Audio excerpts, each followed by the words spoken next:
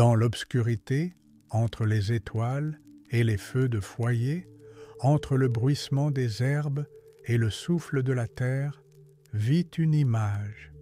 Elle est plus ancienne que tous les mots et plus silencieuse que tous les prophètes.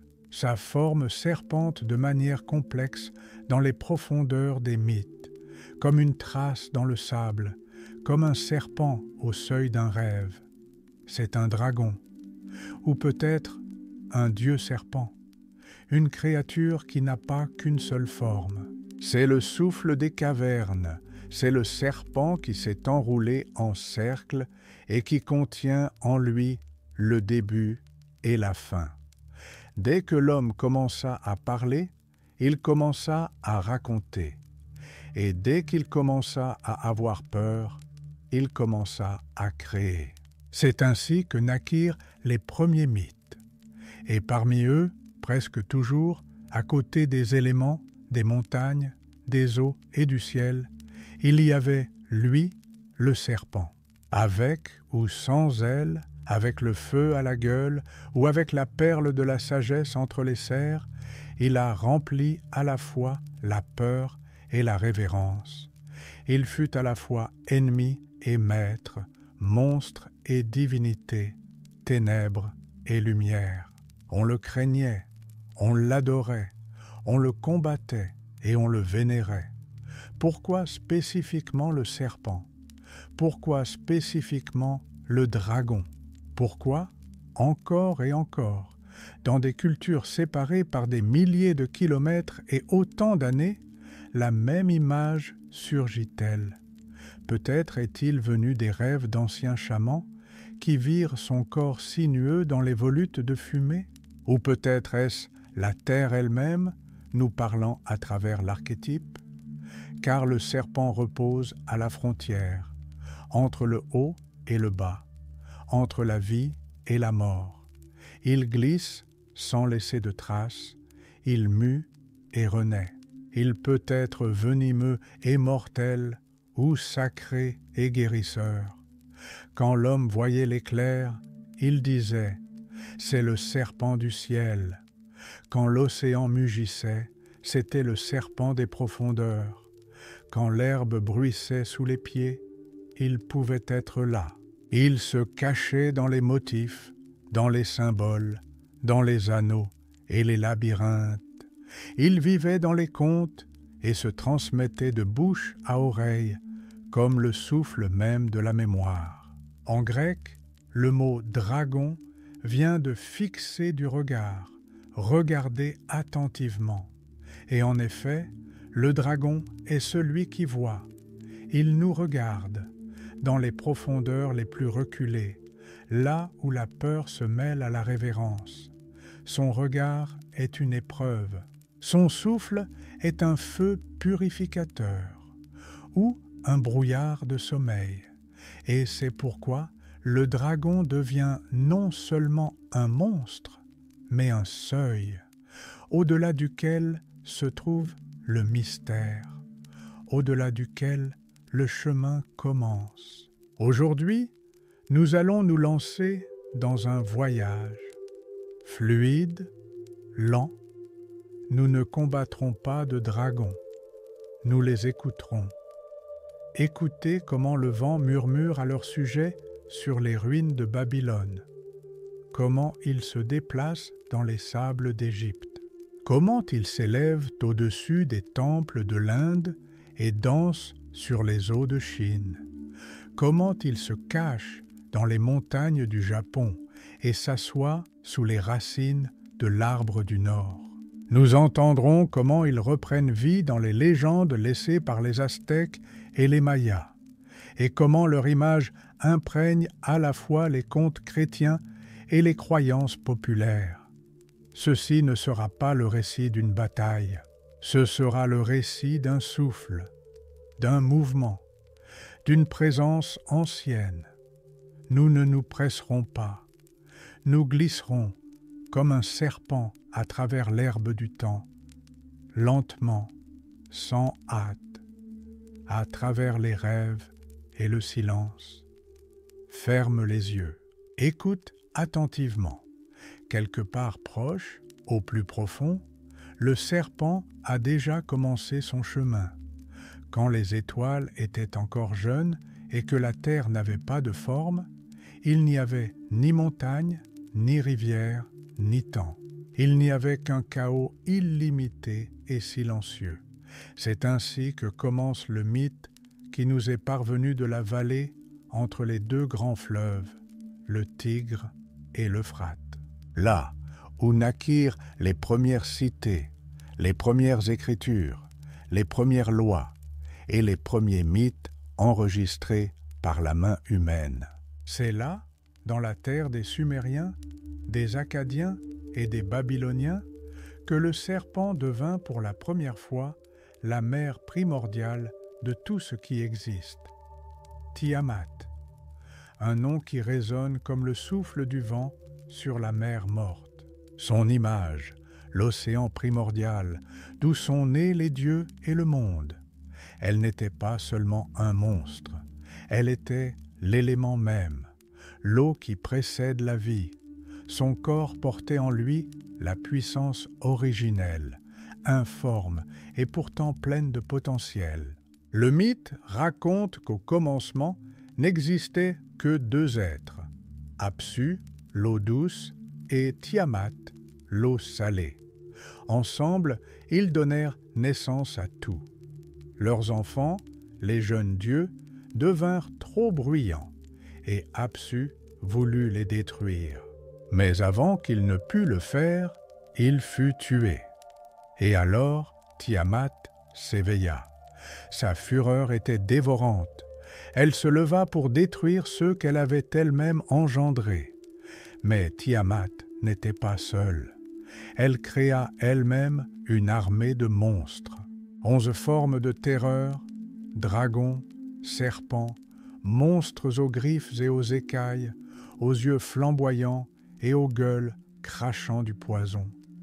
Elle se plaça à leur tête, elle-même sous la forme d'un immense serpent ailé, et mena ses enfants au combat. Elle devint un symbole du chaos, mais non du mal, car en elle résidait ce qui existait avant la moralité, avant les oppositions. Elle, la puissance pure, équilibrée et terrible. Les dieux eurent peur. Beaucoup refusèrent d'affronter Tiamat. Seul Marduk, un jeune dieu encore peu connu, accepta de la défier. En échange, il exigea le pouvoir suprême, et lorsque les autres dieux donnèrent leur accord, Marduk entra au combat. Il s'arma d'un filet, du vent et d'un arc. Il appela tous les éléments à son secours et alla à la rencontre de la mer primordiale. La bataille fut longue, les cieux tremblèrent, mais Marduk vainquit. Il captura Tiamat dans un filet, lui ouvrit la gueule et lui planta une flèche, transperçant son cœur. Il coupa son corps en deux, d'une partie, il créa le ciel, de l'autre, la terre. Ses larmes devinrent des fleuves, son souffle, des nuages.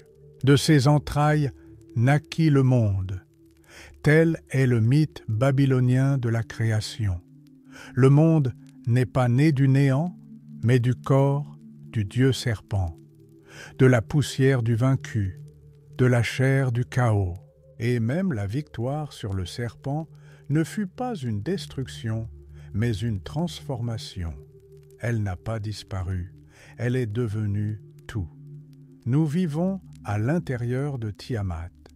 Ce mythe n'est pas seulement une vieille légende. Il nous dit comment l'homme percevait la nature, non comme une ennemie, mais comme une force à ordonner, non pour détruire, mais pour lui donner forme. Il n'y a pas de mal en Tiamat.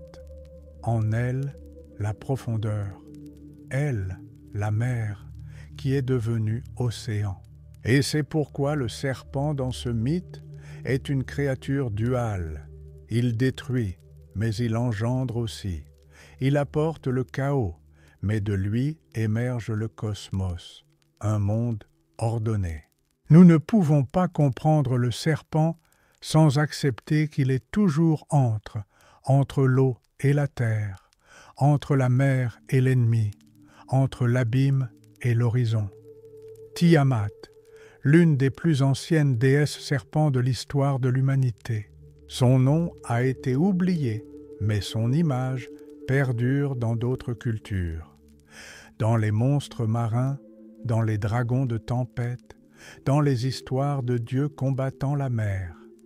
Dans chaque coup de tonnerre, il y a sa voix, dans chaque tempête, son souffle. Elle n'a pas disparu, elle est l'essence. Lentement, les yeux de l'Antiquité se ferment. Dans le sable de Sumer, on n'entend plus les pas des prêtres. Mais il suffit d'écouter comment, entre les lignes, entre les pierres et les ombres, son nom recommence à résonner. Tiamat, la grande serpente, la grande mère, le commencement de tous les commencements. La nuit descend sur la terre, et sur son fond s'épanouit l'un des symboles les plus anciens, le serpent infini qui se tord dans les ombres du monde souterrain. Majestueux, terrible, persistant. Son nom est Apep ou Apophis, le dieu serpent de l'Égypte ancienne. Il n'appartient ni au jour, ni au monde des vivants. Il glisse éternellement dans les eaux souterraines du Doua, le royaume des morts, où chaque nuit se déroule un drame, se répétant encore et encore. Le soleil, dans la mythologie égyptienne, est le dieu Ra, naviguant dans le ciel sur sa barque solaire. Le jour, il illumine le monde des vivants, mais quand la nuit tombe, il descend sous terre pour traverser le sombre Doua. Là, Apophis le guette, le grand serpent du chaos, long de milliers de milles, dont le corps s'enroule en anneaux, tel un fleuve enlaçant les ténèbres. Sa tâche est d'arrêter Ra, d'engloutir la barque, de détruire l'ordre et d'empêcher le soleil de se lever à nouveau. Apophis n'est pas un dieu au sens habituel. Il n'a pas de temple, pas de prêtre, pas d'image destinée au culte. On ne lui demande pas de miséricorde. Il est l'incarnation du chaos, des ténèbres et de ce qui ne devrait jamais voir le jour. Et pourtant, sans lui, l'histoire du cosmos égyptien est impossible. Il est une partie intégrante du cycle. Il est une épreuve pour la lumière. Chaque nuit, Ra et ses compagnons, d'autres divinités, esprits, gardiens, armés de lances et de sorts, combattent Apophis. Cette bataille ne s'arrête jamais. Apophis attaque à chaque fois en embuscade, essayant de renverser la barque, d'engloutir le soleil, de ramener le monde au chaos primordial. Mais Ra, le vainqueur, il transperce le serpent de sa lance, traverse son corps et brise ses anneaux. Et à l'aube, le disque solaire réapparaît à l'horizon, illuminant la terre et vainquant les ténèbres. Mais Apophis ne meurt pas. Il est immortel. Il ne peut être entièrement détruit, car il n'est pas seulement un être, il est un principe. Il est le symbole de ce qui existera toujours à côté de l'ordre, les ténèbres, le doute, la peur, la destruction. Sans lui, il n'y aurait pas de victoire, pas d'espoir, pas de sens au mouvement du soleil. Il est comme la nuit qui doit venir pour donner un sens à la lumière. Les anciens Égyptiens savaient, la lutte contre Apophis ne se déroule pas seulement dans le doigt, elle se déroule aussi dans l'âme humaine. Chacun de nous porte en soi ce chaos, celui-là même qui s'élève des profondeurs quand le soleil se couche. Chacun de nous doit traverser la rivière souterraine, combattre ses propres serpents, passer devant les tentations, les ombres, les doutes. Et si Ra vainc en nous, l'aube viendra. Sinon, nous resterons dans les ténèbres. Dans les textes funéraires, gravés sur les murs des tombes, on trouve des sorts contre Apophis. Dans le livre de l'Amduat et le livre des portes, des descriptions de sa forme corporelle, des rituels de défaite. Parfois, il est déchiqueté, brûlé, aveuglé. Ce ne sont pas des actions physiques, ce sont des actes de magie visant à protéger l'ordre du monde. Et chaque pharaon, partant pour l'au-delà, savait, il devrait passer devant Apophis, non pour l'éviter, mais pour le vaincre. Parfois, Apophis est représenté avec un visage humain, déformé par la malveillance, parfois comme un serpent géant aux yeux remplis de fureur, mais le plus souvent, ce n'est qu'une ombre, longue, sinueuse, inaudible. Il ne crie pas, il attend. En cela réside sa force. Il vient quand la lumière est fatiguée, et c'est pourquoi Ra ne peut s'arrêter.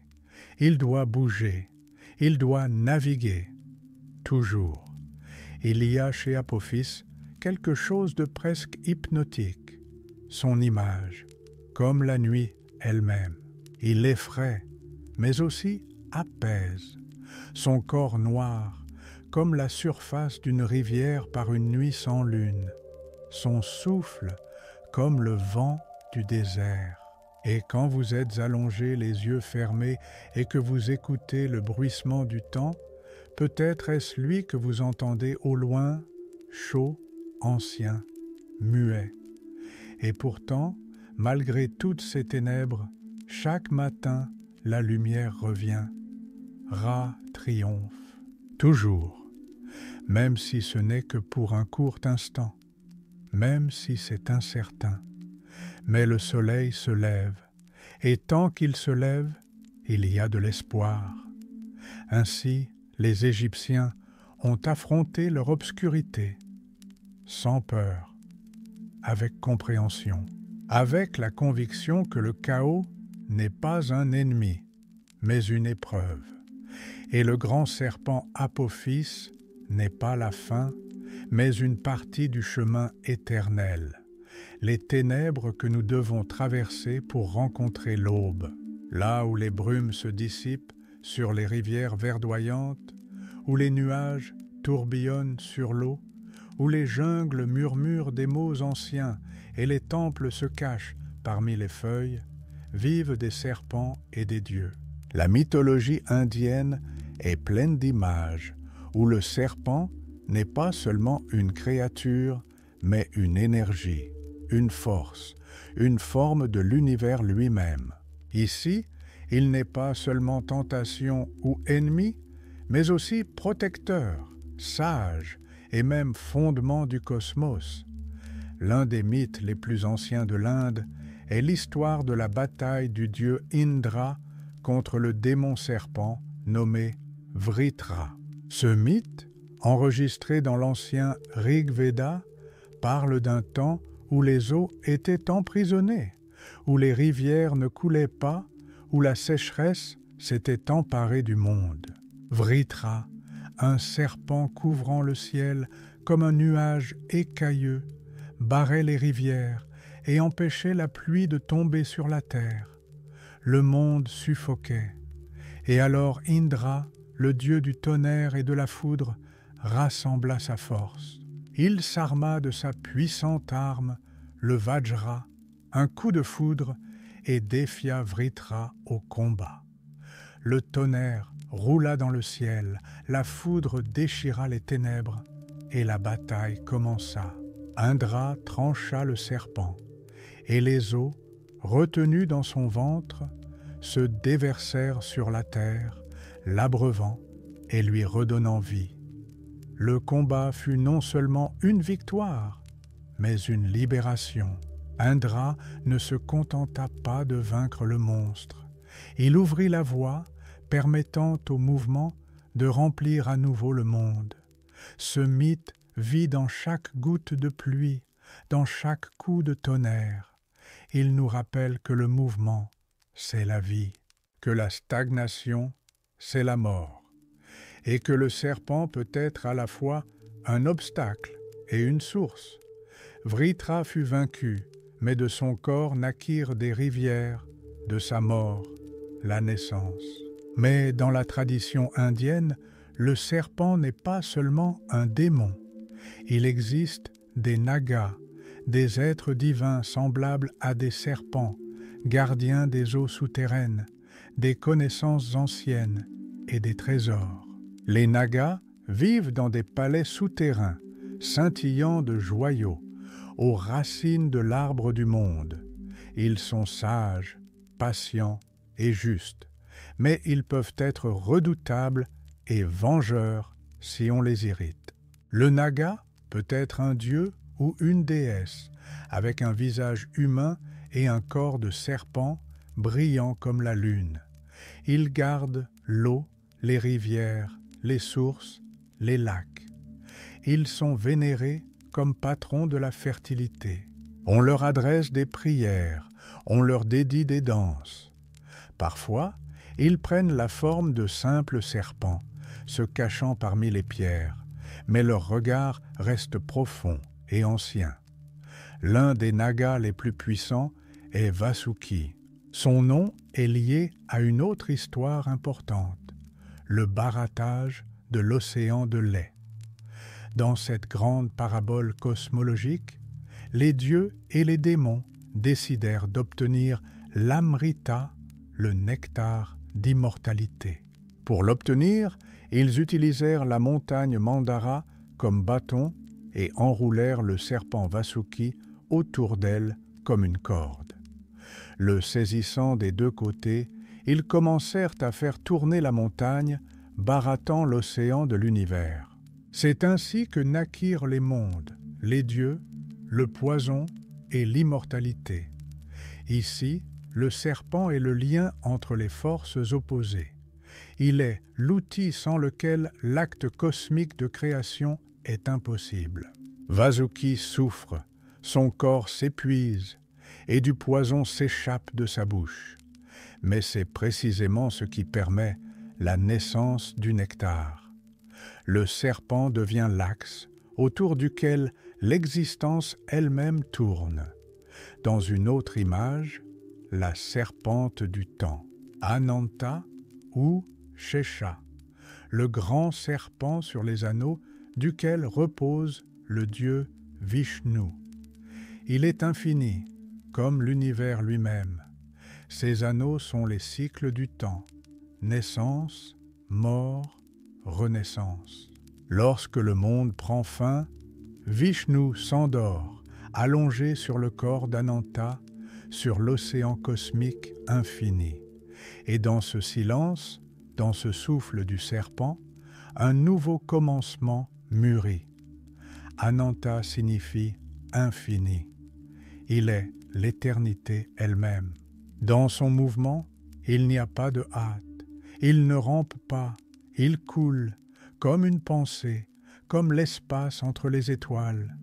Ses anneaux embrassent doucement le monde, ne le serrant pas, mais le maintenant en équilibre. Il ne détruit pas, il soutient. Il n'effraie pas, il berce. Dans tous ces mythes, le serpent n'est pas un ennemi. C'est un élément nécessaire. C'est une partie du grand équilibre, celui qui relie le ciel et la terre, l'eau et le feu, la peur et la révérence. En Inde, les serpents sont considérés comme sacrés. On ne les tue pas, on les vénère, on les peint sur les murs, on les sculpte dans les temples, on les intègre dans les danses. Le serpent ici n'est pas seulement la mémoire d'une bataille, mais aussi une image de paix. Ces anneaux, comme un mantra, se répètent encore et encore. Son regard, comme la sagesse qui vient en rêve. Il ne disparaît pas, il revient toujours. Lorsque les yeux se ferment, lorsque tout autour se tait, la serpente du temps se couche à tes côtés, et tu n'as plus peur. Parce que tu sais, elle n'est pas une ennemie, elle est une gardienne. La gardienne du chemin que tu parcours en rêve. Quand une légère brume s'étend sur les montagnes et que les nuages tourbillonnent sur l'eau, dans ce souffle du monde se cache une créature ancienne. Elle n'est ni ardente, ni féroce, ni destructrice. Elle ne porte pas le mal en elle, n'exige pas l'obéissance, ne cherche pas le combat. C'est le dragon chinois, et il ne ressemble en rien à ses homologues occidentaux. Ce n'est pas un monstre, c'est un esprit. Le dragon en Chine est un symbole de vie, de force, d'harmonie et de bénédiction. Le dragon chinois, ou long, est une créature céleste. Son corps est long comme un serpent, couvert d'écailles comme une carpe. Il a des serres d'aigle, des cornes de cerf, des moustaches de tigre et des yeux de démon. Ce n'est pas une bête d'un seul monde. Il relie le ciel et la terre, l'eau et le vent, le souffle de la forêt et le rugissement de l'orage. On ne peut le capturer, on ne peut l'apprivoiser. Il apparaît dans le ciel avant la pluie, glisse entre les montagnes, s'élève avec les nuages et disparaît, laissant derrière lui une trace humide dans le silence. Les dragons dans la culture chinoise n'apportent pas la destruction. Ils contrôlent le temps, les rivières, les marées, la pluie et le vent. Les récoltes dépendent de leur humeur, la vie sur terre, de leurs mouvements.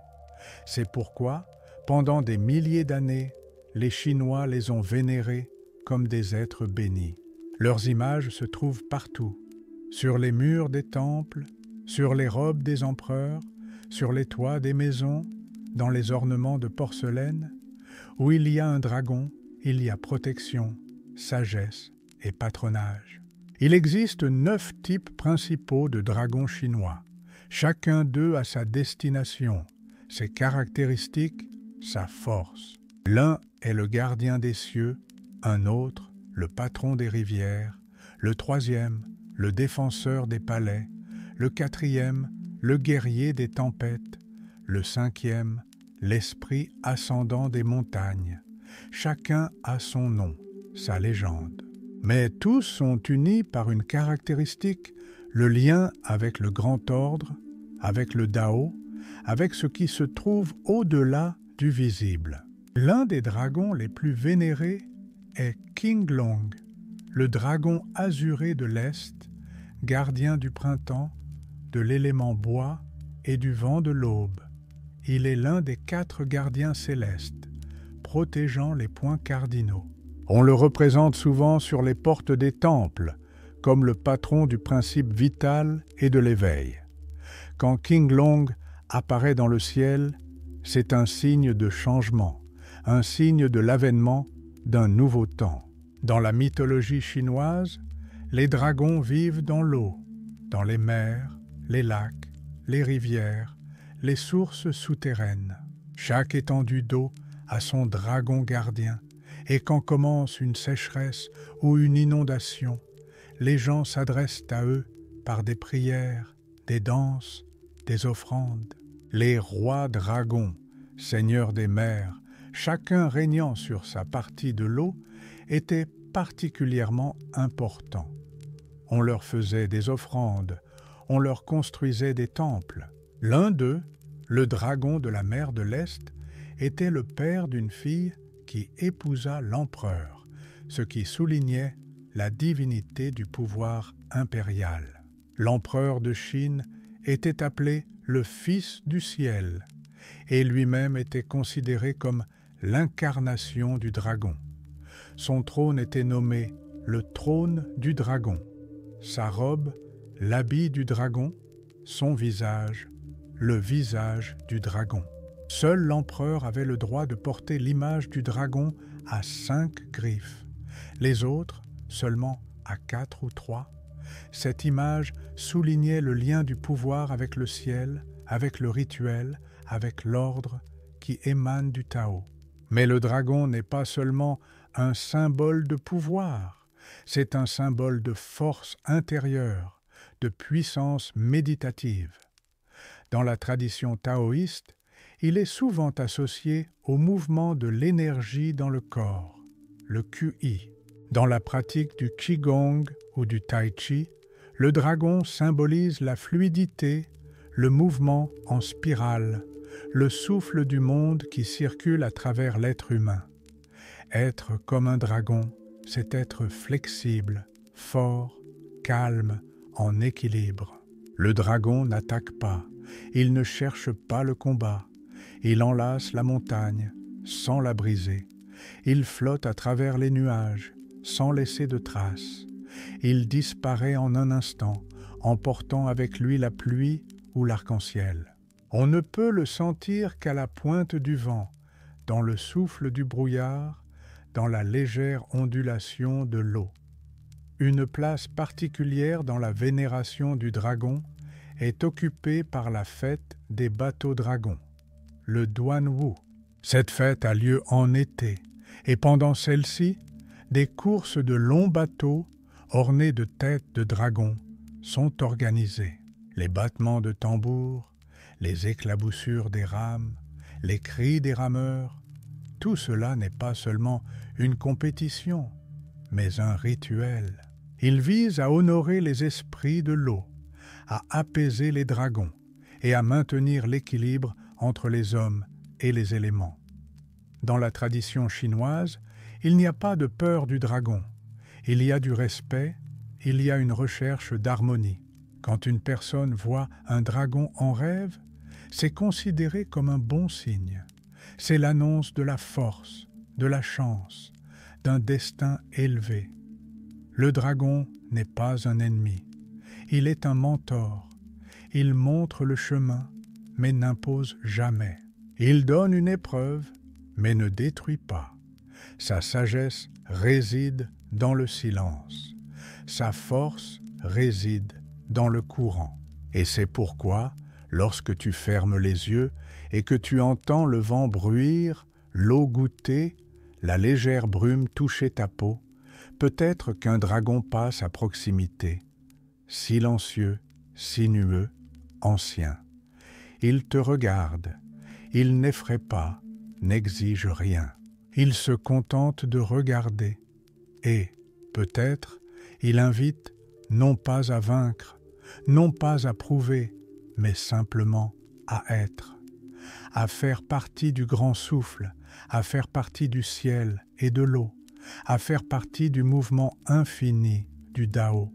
Le dragon chinois ne vit pas dans le feu, il vit dans le souffle, dans le mouvement des nuages, dans la légèreté de l'eau, dans les méandres des rivières. Il n'est pas nécessaire de le vaincre, il faut le ressentir. Et si tu le ressens, il ne disparaîtra jamais. Il vivra en toi, dans ton souffle, dans tes rêves, dans ton silence. Quand l'aube n'a pas encore touché les cimes des cèdres et que les lacs respirent une fine brume, dans ce silence vit un esprit. Il ne s'élève pas avec un rugissement, il ne brille pas d'éclairs, il glisse, imperceptiblement, doucement, comme le bruissement des feuilles ou le soupir d'une eau ancienne. C'est le dragon japonais, Ryu, et lui, comme le Japon lui-même, est silencieux, raffiné, empli d'une force profonde, caché dans l'harmonie. Contrairement aux monstres européens ou même aux souverains célestes chinois, le Ryu japonais est une créature aquatique. Il habite les mers, les rivières, les lacs, les profondeurs brumeuses. Son corps est allongé, serpentin, et ses écailles brillent comme la lumière de la lune sur une surface agitée. Il a des cornes, des moustaches, des griffes, et pourtant il ne ressemble pas à une bête. Il est plus proche d'un esprit, d'une manifestation vivante de la nature. Il est plus qu'une forme, il est mouvement, il est le sens de l'eau. Le mot « Ryu » signifie « dragon », mais il peut aussi signifier « flux », « courant », « rythme », et cela traduit très précisément l'essence de la vision japonaise. Le dragon n'est pas une menace, ni une soif de victoire, mais une partie du souffle naturel. Il est lié à la pluie, aux récoltes, à l'énergie vitale. On l'invoque en période de sécheresse. On le prie aux sources. On le respecte dans les légendes et les traditions.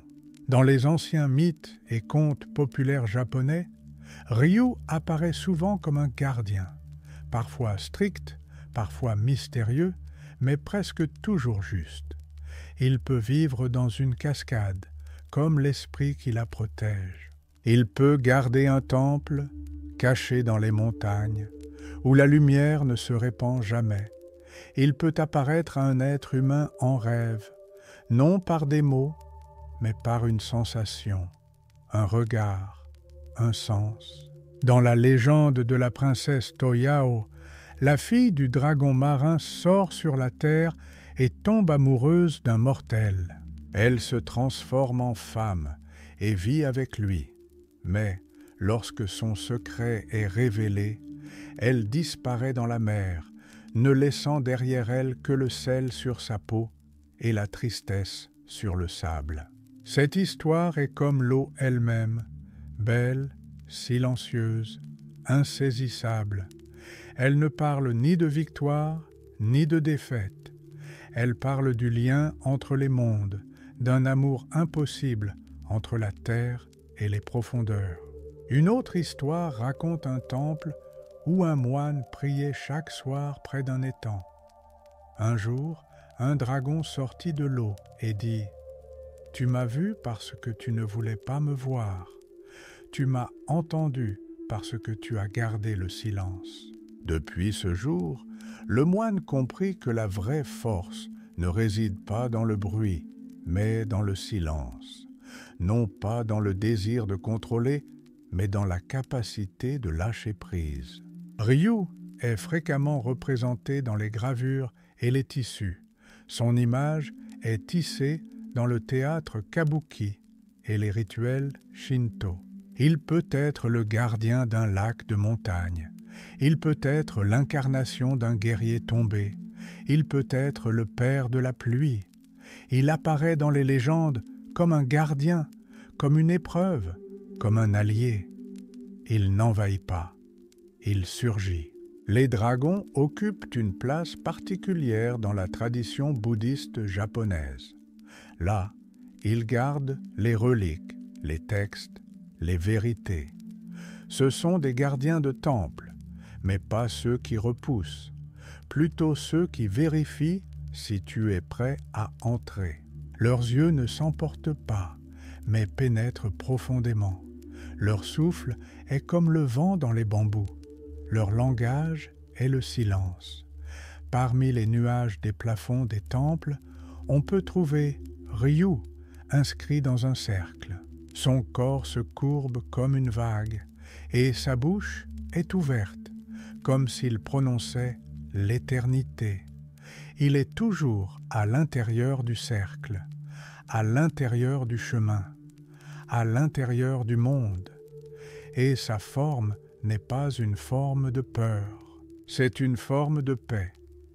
Quand tu suis un sentier dans les montagnes du Japon, où le silence est plus dense que le vent, où la mousse cache les pierres et où l'eau s'écoule sur les pentes, écoute attentivement. Là, dans le souffle de la forêt, la queue d'un dragon pourrait bouger, non pas pour effrayer, mais pour dire « Je suis là, je veille, je me souviens ». Ryu, c'est un mythe qui ne crie pas. Il vit tant que nous gardons le silence. Il existe tant que nous faisons confiance. Il n'exige pas la foi, il exige la présence, être proche, être attentif, être doux comme l'eau et fort comme la vague. Il n'exige pas que tu gagnes, il propose de marcher à tes côtés. Et si tu le vois en rêve, n'aie pas peur, il n'apporte pas de malheur. Il est venu pour te rappeler, tout passe, l'eau coule, le cœur sait, et le souffle des montagnes, c'est le souffle de Ryu. Au loin, dans le nord, où les glaces grincent sous le vent, où les arbres s'étendent vers le ciel gris, et où le silence semble taillé dans la pierre, mûrissent d'autres mythes. Ici, le serpent n'est ni un doux esprit de la pluie, ni un guide céleste. Ici, le serpent est une force ancienne qui ronge les fondations mêmes du monde. Les légendes scandinaves ne craignent pas de montrer l'obscurité, et c'est pourquoi dans leurs serpents résonne non pas la fureur, mais une vérité lourde, profonde, inévitable. Au centre même de ces mythes nordiques se dresse Jörmungandr, ou la grande vouivre du monde, enfant de Loki et de la géante Angrboda. Quand les dieux le virent, ils eurent peur. Il grandissait à une vitesse effrayante. Il était énorme, indomptable, dangereux. Alors Odin, le dieu suprême, le jeta dans l'océan qui entourait Midgard, la terre des hommes. Mais Jörmungandr ne se noya pas. Il grandit, et il grandit, tant qu'il enlaça toute la terre et mordit sa propre queue. Ainsi, il devint un symbole du cercle achevé. Il devint celui qui maintient le monde. Le serpent qui, simultanément, contient et menace. Lui, l'anneau, serré autour de la vie. Il ne parle pas, il se tait, mais son silence est tendu, plein d'attente. Les Scandinaves le savaient. Jörmungandr ne resterait pas inactif éternellement. Le jour viendra, le jour du Ragnarök, où il se lèvera. Alors, il lâchera sa queue, son corps se redressera. Il sortira de l'océan et déchaînera sur le monde des vagues, du poison et la destruction. Son souffle empoisonnera le ciel. Il affrontera Thor, le dieu du tonnerre et de la foudre, et ils se tueront mutuellement. Ainsi, le monde prendra fin. Ainsi, un nouveau cycle commencera. Jörmungandr n'est pas mauvais. C'est un cycle. C'est l'inévitabilité de l'accomplissement. C'est un rappel que tout ce qui a commencé doit se terminer. Il ne se venge pas. Il accomplit. Il attend son heure. Ses écailles sont comme la mer nocturne, ses yeux comme le ciel glacé. Il dort et le monde existe. Il se réveillera et le monde disparaîtra. Et pourtant, ce n'est pas la fin, c'est la purification. Il y a aussi un autre serpent, un autre destructeur, Nidegrer. Il vit aux racines de l'arbre du monde, Yggdrasil. Ce frêne relie 9 mondes, d'Asgard des dieux à Helheim des morts. Ses racines s'enfoncent dans l'obscurité, dans la terre, dans l'eau. Et là, en bas, un dragon serpentiforme les ronge.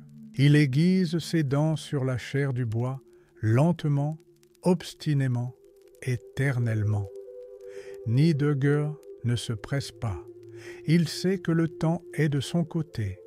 Il est le symbole de la décomposition, de la désintégration, de ce qui sape même l'éternel. Il n'est ni furieux, ni bruyant. Il chuchote. Il est le ver à la base.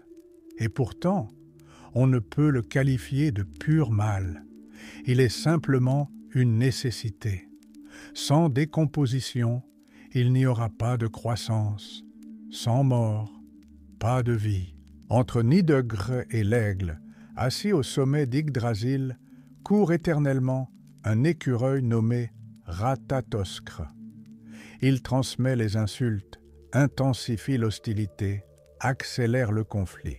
C'est une métaphore de la façon dont un médiateur, souvent, n'arrange pas, mais aggrave. Mais le mythe lui-même dit autre chose. Même le plus grand arbre du monde n'est pas en sécurité. Même lui pourrit de l'intérieur. Et pourtant, il tient, pour l'instant. Les mythes scandinaves ne rassurent pas. Ils ne consolent pas. Ils rappellent. Ils disent « tout passe, tout s'effondre, tout est voué à l'échec ». Mais en cela, il y a la force.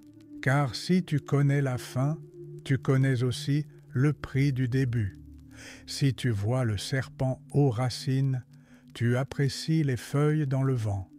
Si tu entends le souffle de Jörmungandr, tu apprends à respirer plus profondément. Parfois, le serpent apparaît sous des formes humaines. Parfois, c'est une peau. Parfois, un symbole sur un bouclier. Parfois, un collier qui apporte la mort. Ces images sont dispersées dans tout le monde scandinave, des pierres sculptées aux Eddas poétiques, et chacune d'elles porte en elle le poids du temps, le poids de ce qui a été prophétisé. Quand tu te tiens au bord de la côte nord et que tu entends le vent chasser les vagues, sache, quelque part là-bas, dans les profondeurs, Jörmungandr respire. Il ne bouge pas, il attend, mais il sent. Et quand tout sera prêt, il se lèvera, pour finir, pour recommencer. Et ce n'est pas la peur, c'est un cercle. C'est le serpent qui mord sa propre queue. C'est la mort dont naît un nouveau matin. C'est la nuit qui est toujours suivie de l'aube. C'est l'obscurité qui apporte la connaissance. Tels sont les serpents scandinaves, non pas des ennemis, non pas des amis, des forces, des rappels, des facettes de ce qui gît sous terre et en nous. Dans les forêts d'Europe, sous les voûtes des cathédrales gothiques et parmi les ruines d'anciens châteaux, mûrit une autre image du dragon. Il est gigantesque, écailleux, ailé. Il rugit, crache du feu, garde l'or et enlève les jeunes filles. Dans la tradition chrétienne et médiévale européenne, le dragon n'est pas seulement un monstre. C'est une allégorie, c'est une épreuve, c'est un symbole du mal que l'homme doit combattre et vaincre. L'image du dragon ici prend ses racines dans une source beaucoup plus ancienne, la Bible. C'est dans le livre de la Genèse que nous rencontrons pour la première fois le serpent en tant que tentateur. Il ne crache pas de feu, il chuchote, il séduit, il instille le doute. C'est par lui qu'Ève et Adam goûtèrent pour la première fois à la connaissance, désobéirent pour la première fois et devinrent mortels pour la première fois. Ce serpent devint le premier ennemi, la première brisure entre l'homme et le divin. Plus tard, dans l'Apocalypse, l'image du serpent réapparaît, cette fois comme le grand dragon, l'ancien serpent, appelé le diable. Il est précipité du ciel par l'archange Michel, vaincu, renversé. C'est ainsi que le christianisme lie définitivement le serpent à la chute, à l'orgueil, au mal. Dès lors, le dragon devient l'ennemi par excellence. Son rôle est d'être vaincu, son existence d'être une épreuve. Mais malgré cette symbolique claire, dans les légendes européennes, le dragon n'est pas seulement le mal, il est plus complexe, il est puissant, mystérieux, attirant. On le craint, mais on l'admire aussi. Il garde d'anciens secrets, des trésors enfouis, des entrées vers d'autres mondes. Souvent, il vit dans des cavernes, symboles du subconscient, des profondeurs, de l'inconnu. Ce n'est pas seulement une menace, c'est un gardien. L'une des histoires les plus célèbres est la légende de Saint Georges. Dans une ville qui souffrait d'un dragon, les habitants lui offraient des sacrifices pour qu'il ne détruise pas l'établissement.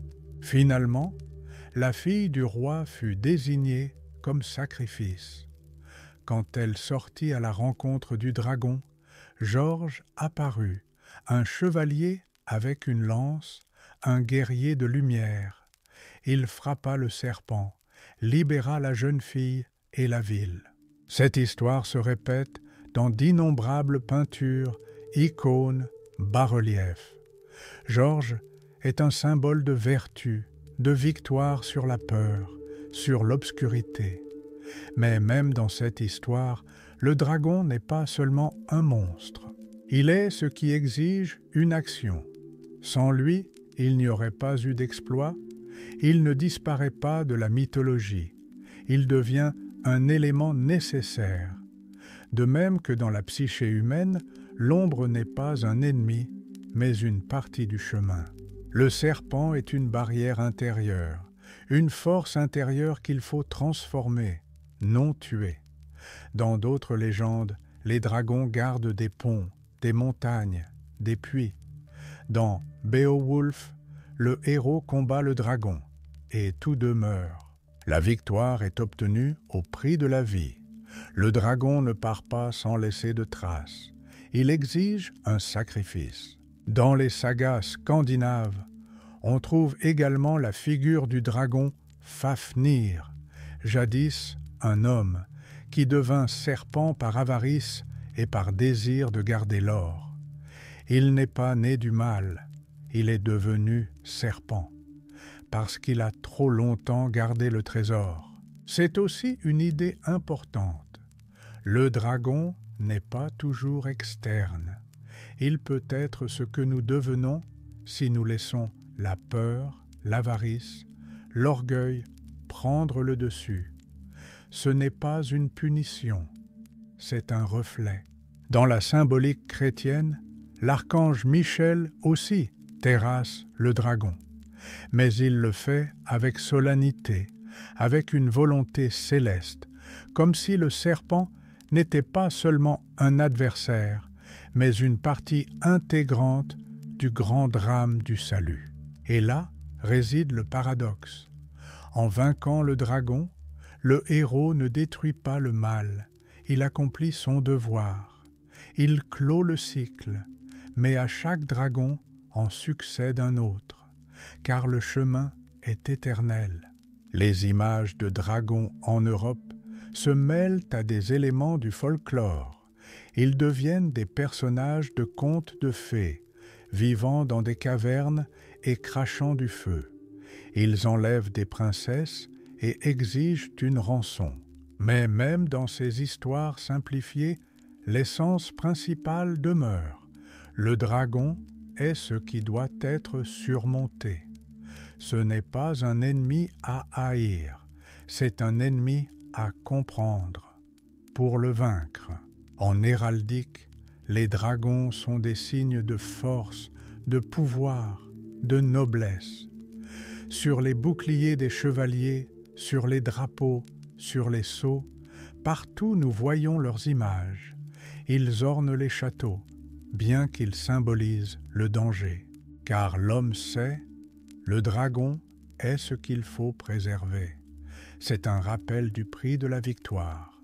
Quand tu arpentes les rues étroites d'une vieille ville, que tu entends la cloche et que tu sens l'air froid d'une cathédrale ancienne, quelque part là, parmi les pierres et les bas-reliefs, un dragon se cache. Il ne rugit pas, il observe. Il attend que tu reconnaisses. Il est en toi, dans tes doutes, dans tes passions, dans ton ombre. Et quand tu fermeras les yeux, il n'attaquera pas. Il apparaîtra pour parcourir le chemin avec toi, le chemin du héros.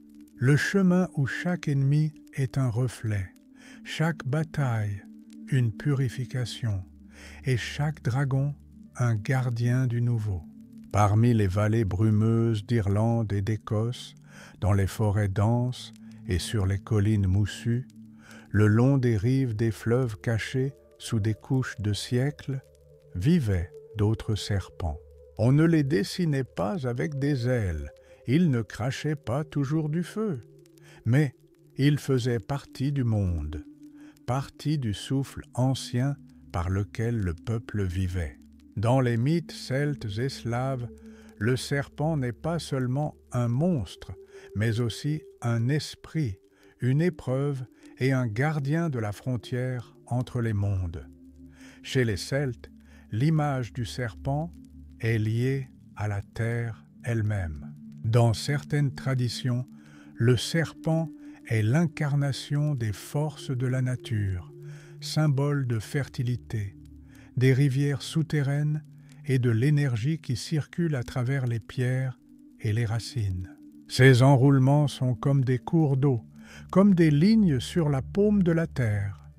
Certains druides, prêtres de l'ancienne tradition celtique, portaient des symboliques ophidiennes comme signe de connaissance, car le serpent n'est pas seulement une menace, il est sagesse, il est la mémoire de la terre. Selon les récits, saint Patrick chassa tous les serpents d'Irlande, mais ce n'est pas une histoire littérale. Le serpent ici est un symbole des esprits païens, des forces de l'ancien monde qu'un nouvel ordre est venu remplacer. Néanmoins, le serpent est resté dans les légendes, dans les ornements de pierre, dans les motifs des croix celtiques, dans les volutes qui se répètent comme un souffle. Il n'a pas pu être chassé, car il n'est pas extérieur, il est une partie du profond. Dans la tradition slave, le serpent occupe une place particulière. Ici, il apparaît le plus souvent sous la forme de Zmej Gorinish, un dragon polycéphale vivant dans les montagnes ou les cavernes, gardant un trésor ou enlevant des fiancés. Ses têtes crachent des flammes, il vole et déchaîne la destruction sur les villages. Mais surtout, il est toujours vaincu. Un héros à l'épée, un bogatyr, fils de la terre, le combat, lui tranche les têtes, sauve et restaure l'ordre. Cependant, même dans ses contes, le serpent n'est pas seulement un ennemi, c'est une épreuve. Il garde la frontière. Il se tient entre le héros et l'avenir. Il n'attaque pas le premier, il teste. Et le héros ne le vainc pas sans effort. Il doit grandir. Il doit être digne. Dans les croyances slaves plus archaïques, le serpent n'est pas seulement un monstre.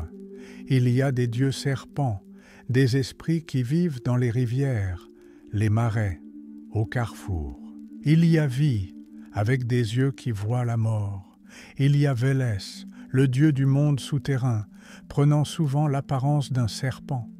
Vélès n'est pas l'ennemi de Perron, le dieu du tonnerre, mais son rival éternel. L'un gouverne le ciel, l'autre la terre, le bétail, la magie, l'eau. Leur lutte n'est pas la destruction, mais l'équilibre. Les Slaves croyaient, si un serpent rampe dans la maison, c'est un signe. S'il est près du puits, il faut le respecter. On ne le tue pas toujours, on l'apaise, on lui laisse du lait, car le serpent fait partie du monde. Le tuer sans besoin, c'est perturber l'ordre, et cela se répercutera. Dans de nombreux sortilèges qui nous sont parvenus, le serpent apparaît comme une force à diriger, non à détruire, mais à maîtriser, à transformer. La magie, c'est l'art de parler au serpent, et non de le combattre. C'est la capacité de le regarder dans les yeux et de ne pas détourner le regard. Fait intéressant, Tant dans les contes celtiques que Slave, le serpent garde souvent non seulement un trésor, mais aussi des connaissances. Il se trouve à l'entrée d'une caverne où est cachée la sagesse. Il est au pied d'un arbre où poussent les pommes de l'immortalité. Il ne laisse pas simplement passer, mais si vous êtes digne, il se retire ou se transforme en allié. L'image du serpent et du dragon dans ces cultures est liée à la nature, à l'imprévisibilité, à la frontière. C'est un gardien entre les mondes, entre les morts et les vivants, entre le conte de fées et la réalité, entre l'enfance et l'âge adulte. Il apparaît alors quand il faut faire un pas en avant vers le nouveau, vers l'inconnu. Et c'est pourquoi le serpent ici n'est pas l'ennemi de l'homme, mais son épreuve, son miroir, sa forme ancienne de peur, transformée en mouvement. En vainquant le serpent, le héros change, mais peut-être il ne le tue pas complètement. Peut-être le serpent reste-t-il à l'intérieur, comme une voix, comme un rappel. Quand tu te tiens à l'orée de la forêt, là où le sentier disparaît dans les fourrés et où le silence devient épais, tu sens quelque chose observe, non pas avec fureur, ni avec soif, mais avec intérêt, avec une question. Es-tu prêt? Entends-tu? Sais-tu où tu vas? Et alors, parmi les fougères, entre les racines et les ombres, un anneau pourrait bouger, une courbure pourrait apparaître, un œil vert pourrait étinceler. Ce n'est pas une menace, c'est une invitation à ce que tu es prêt à devenir un héros et à aller là où tu n'es jamais allé auparavant. Le serpent est un gardien, mais si tu es prêt, il te laissera passer, car le serpent n'est pas un ennemi, c'est un seuil. Au-dessus des jungles d'Amérique centrale, où les lianes s'entrelacent en tunnels verts, où le soleil se déverse à travers le feuillage comme une lumière d'un autre monde, vivaient des divinités dont l'apparence était étrange et belle. Parmi elles, une était particulière. Ce n'était pas un homme, ce n'était pas une bête, c'était un serpent, mais pas un simple. C'était un serpent à plumes, un serpent qui vole. On l'appelait Quetzalcoatl, le serpent à plumes. Ce nom sonne comme le bruissement d'ailes, comme un souffle de vent bigarré, comme un chant de lumière. Pour les peuples de Mésoamérique, en particulier les Toltèques et les Aztèques, Quetzalcoatl n'était pas un monstre, mais un créateur. Il ne détruisait pas, il construisait. Il ne tuait pas, il enseignait. Il était une divinité qui reliait le ciel et la terre, l'oiseau et le serpent, l'esprit et la chair. Selon les mythes, Quetzalcoatl participa à la création du monde. Il se rendit dans le royaume souterrain de Mictlan et en rapporta les os des générations précédentes d'hommes. Il les mélangea avec du sang et créa une nouvelle humanité. Il apporta le maïs, la graine sacrée. Il enseigna aux hommes les arts, l'écriture, l'astronomie. Il était appelé le dieu de l'étoile du matin, la lumière qui apparaît après les ténèbres. L'image du serpent à plumes a une signification particulière. Le serpent, créature de la terre, rampant, lié aux forces souterraines. Les plumes, symbole du ciel, du vent, de la légèreté. Quetzalcoatl les unit. Il combine les opposés. Il est un pont entre les mondes. Il est lui-même le chemin. Mais Quetzalcoatl n'était pas seul. Dans la mythologie maya, toltèque, aztèque, il existe de nombreuses divinités ophidiennes. Les Mayas avaient Kukulcan, une image presque identique à celle de Quetzalcoatl, mais avec un nom local. Ces pyramides étaient construites avec une précision étonnante. Au jour des équinoxes, l'ombre du corps serpentin glisse le long des marches, créant un mouvement vivant de lumière. Ce n'est pas seulement de l'architecture, c'est de la magie. C'est le souffle du serpent gravé dans la pierre.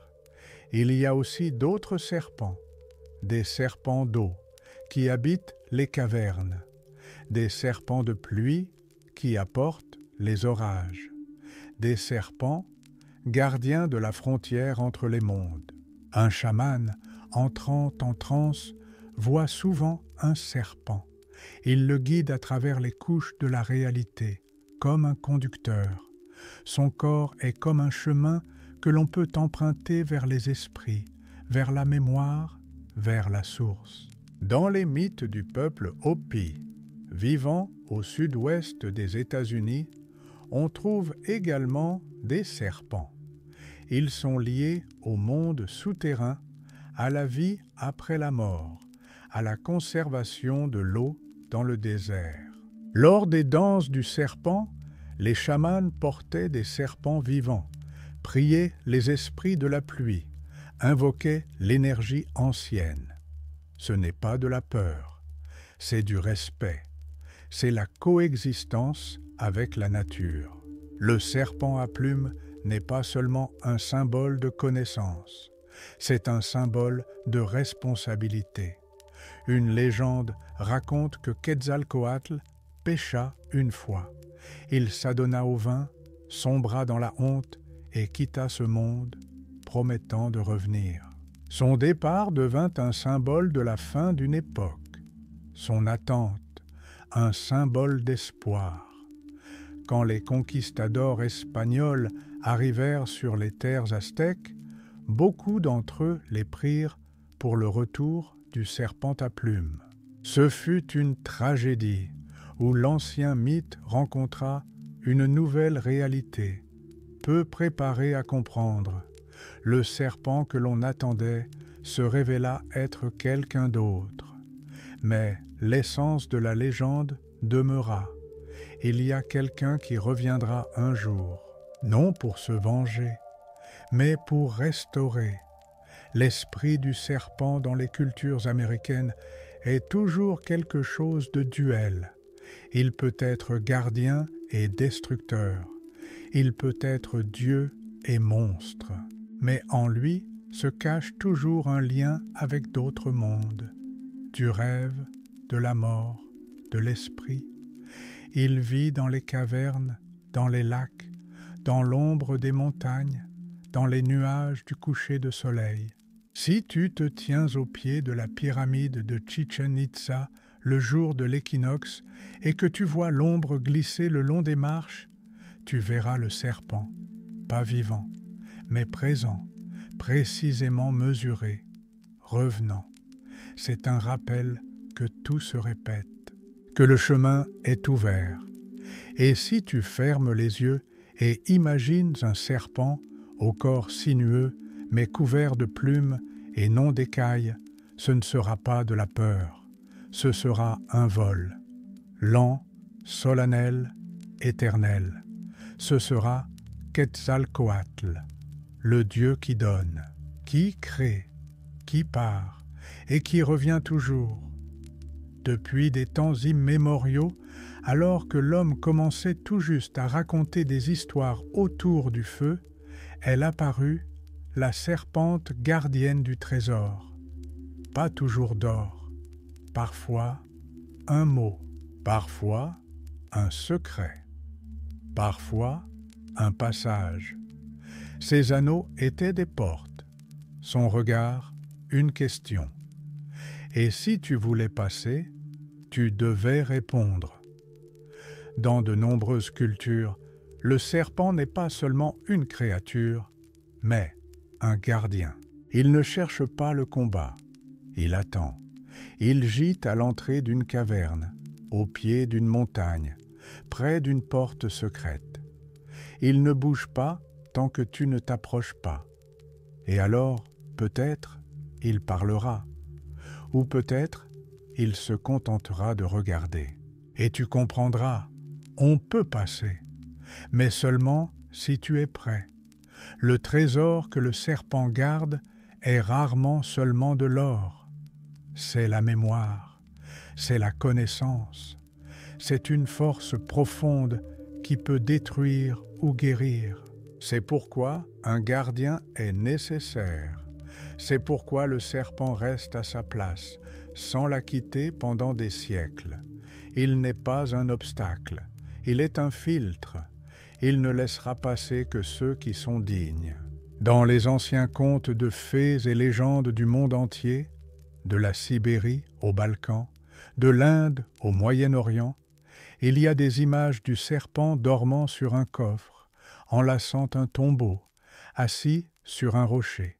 Parfois, il exige du héros du courage, parfois de la sagesse, mais toujours une clé intérieure. Tu ne peux pas simplement prendre le trésor, tu dois changer. En alchimie, le serpent apparaît souvent comme un symbole de connaissance secrète. L'Ouroboros, le serpent qui se mord la queue, n'est pas seulement une image d'éternité, mais aussi une porte. Il embrasse ce qui est caché. Il embrasse la lumière intérieure, cachée au regard non préparé. Il est la porte elle-même.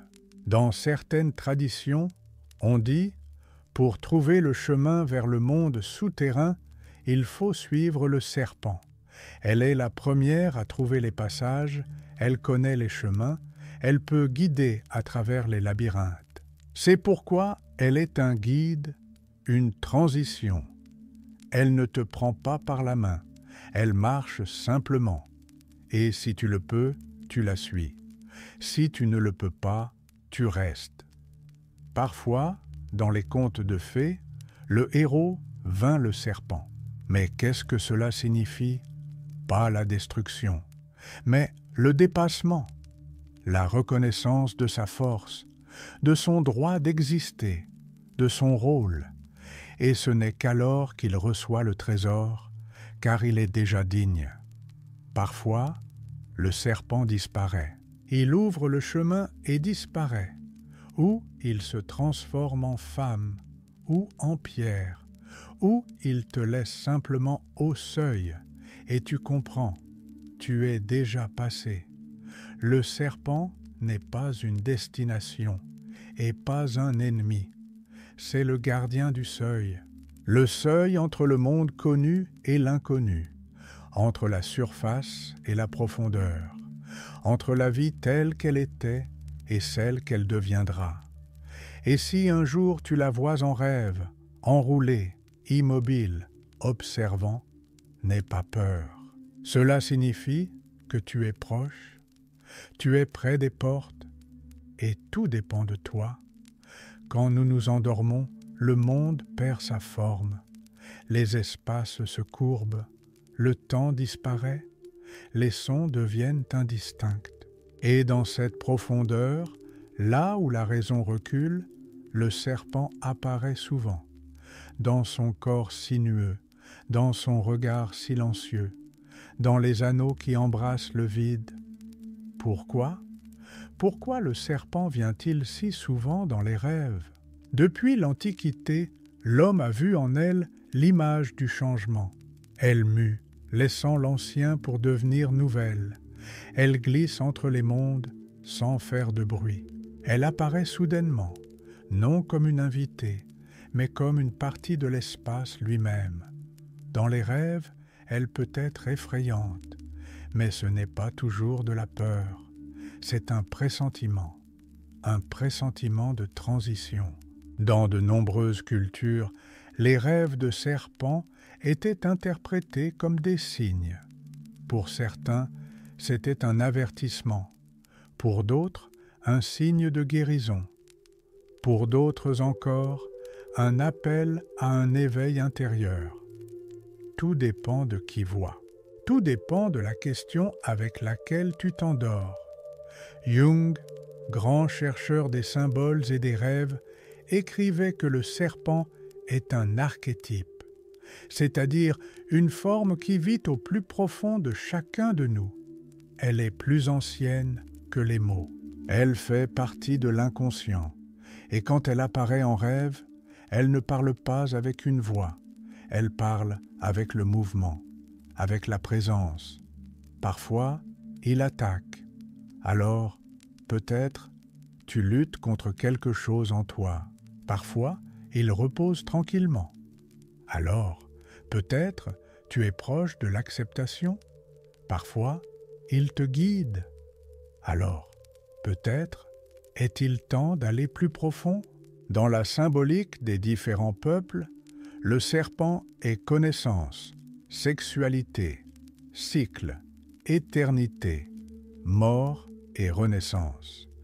Il est à la fois en haut et en bas.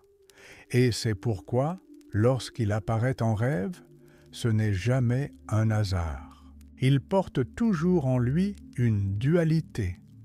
Il pose toujours une question. Le symbole du serpent se retrouve dans les anneaux, dans les spirales, dans les labyrinthes. Il apparaît dans les mandalas, dans les sculptures, dans les runes. Il se cache dans les ornements, dans les objets de pouvoir. Et à chaque fois, il dit la même chose. Tout bouge, tout change, tout revient.